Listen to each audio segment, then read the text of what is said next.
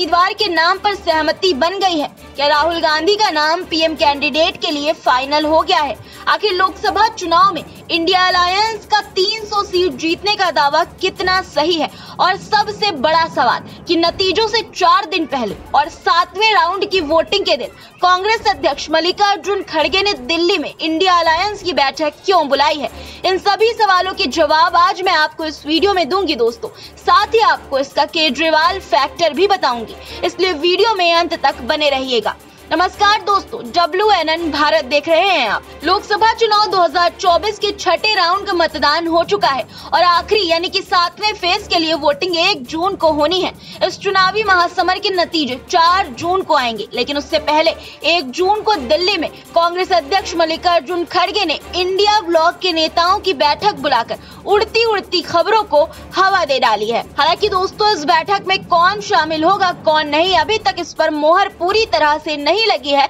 लेकिन पश्चिम बंगाल की मुख्यमंत्री ममता बनर्जी ने उसी दिन मतदान और साइक्लोन के बाद रिलीफ के काम का हवाला देते हुए कहा है कि भले ही यहाँ यानी कि बंगाल में रहूंगी, लेकिन दिल से मीटिंग में मौजूद रहूंगी। बता दें आपको दोस्तों कि ममता बनर्जी ने पश्चिम बंगाल में कांग्रेस के बिना ही चुनाव लड़ा है और कहती आई है कि वो विपक्षी गठबंधन को बाहर से समर्थन देंगी। वहीं दूसरी तरफ यूपी से अखिलेश यादव, बिहार से तेजस्वी यादव और तमिलनाडु से सीएम एमके स्टालिन के शामिल होने की पूरी संभावना है। अब सवाल ये कि बैठक आखिर बुलाई क्यों गई है? दोस्तों, कहा तो ये जा रहा है कि आखिरी फेज की वोटिंग के दिन दिल्ली में इंडिया गठबंधन के आला नेता चुनाव की समीक्षा करेंगे और आगे की रणनीति भी बनाएंगे। हालांकि ये सवाल भी उठ रहे हैं कि अंतिम चरण में देश की 57 लोकसभा सीटों पर जिस दिन वोटिंग होनी है, उसी दिन इंडिया ब्लॉक के नेताओं की बैठक क्यों बुलाई गई है? बात केवल चर्चा और समीक्षा तक ही सीमित है या मसला कुछ और है? इस बैठक की खबर के बाद राहुल गांधी का एक अनोखा वीडियो भी सामने आया है दोस्तों, जिसने गर्मी को और बढ़ा दिया है। देखिए। गर्मी है काफी।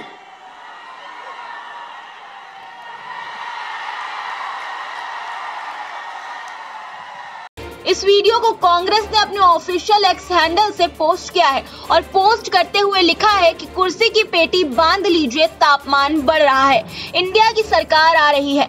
दोस्तों, खबरों के मुताबिक इंडिया गठबंधन को इस बार 300 सीट जीतने का भरोसा है। इंडिया गठबंधन के नेता काफी कॉन्फिडेंस भी नजर आ रहे हैं। वहीं चुनावी नतीजे से पहले विश्लेषक अपने अपने आंकड़े भी पेश कर रहे हैं और उम्मीद जता रहे हैं कि इस बार चुनाव में एनडीए को इंडिया ब्लॉक कड़ी टक्कर दे सकता है। हालांकि कई विश्लेषकों का तो ये भी मानना है कि एनडीए 2019 के जैसी मजबूती के साथ वापसी करेगा। अब एक तरफ विपक्षी गठबंधन दावा कर रहा है कि वो बीजेपी के नेतृत्व वाले एनडीए को केंद्र में सत्ता में लौटने से रोकने और अपनी खुद की सरकार बनाने में सक्षम है। इंडिया अलायंस के नेता तो 300 सीट जीतने का दम भी भर रहे हैं। वहीं भाजपा लगातार तीसरी बार सरकार बनाने को लेकर कॉन्फिडेंट है। दोस्तों, एक खास बात यह भी है कि इंडिया गठबंधन की बैठक आम आदमी पार्टी के संयोजक अरविंद केजरीवाल के आत्मसमर्पण से 1 दिन पहले बुलाई गई है।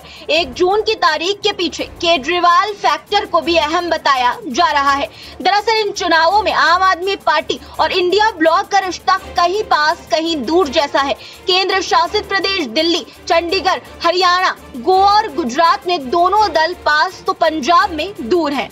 5 राज्यों में गठबंधन कर चुनाव लड़ रहे इंडिया ब्लॉक के ये दोनों ही महत्वपूर्ण घटक पंजाब में प्रमुख प्रतिद्वंदी हैं। अरविंद केजरीवाल को 2 जून को फिर से तिहाड़ जेल जाना होगा दोस्तों, लेकिन इससे ठीक पहले 1 जून को दिल्ली में एक बार फिर से इंडिया अलायंस के सभी नेता इकट्ठा होने वाले हैं। ऐसे में अब ये सवाल भी उठने लगे हैं कि इस बैठक का मकसद आखिर है क्या? एक कारण नए साथियों को चिन्हित करना भी हो सकता है दोस्तों। लोकसभा चुनाव के नतीजे 4 जून को आने हैं। चुनाव नतीजे के ऐलान के बाद अगर सरकार बनने की संभावनाएं बनती हैं, तो ऐसे में कांग्रेस पहले से ही उसके लिए तैयारी करना चाहती है। इंडिया ब्लॉक में शामिल पार्टियों के हिस्सेदारी सीटें अगर बहुमत तक न पहुंच रही हो और बीजेपी की अगुवाई वाला एनडीए भी जादुई आंकड़े से पीछे रह गया हो, तो ऐसे में सरकार बनाने के लिए नए सहयोगियों की जरूरत होगी। ऐसे दलों और नेताओं को चिन्हित करने की रणनीति भी होगी जो सरकार बनाने के लिए इंडिया ब्लॉक का समर्थन कर सकते हो। एक और कारण दोस्तों कांग्रेस ही ड्राइविंग सीट पर है, इस बात का संकेत देना भी हो सकता है। दरअसल बिहार की राजधानी पटना में विपक्षी पार्टियों के प्रमुख नेताओं की बैठक हुई थी। बिहार के मुख्यमंत्री नीतीश कुमार और तब उनकी सरकार में डिप्टी सीएम रहे तेजस्वी यादव ने विपक्षी पार्टियों को एक मंच पर लाने के लिए पटना से कोलकाता, लखनऊ, दिल्ली और चेन्नई से जम्मू कश्मीर तक एक कर दिया।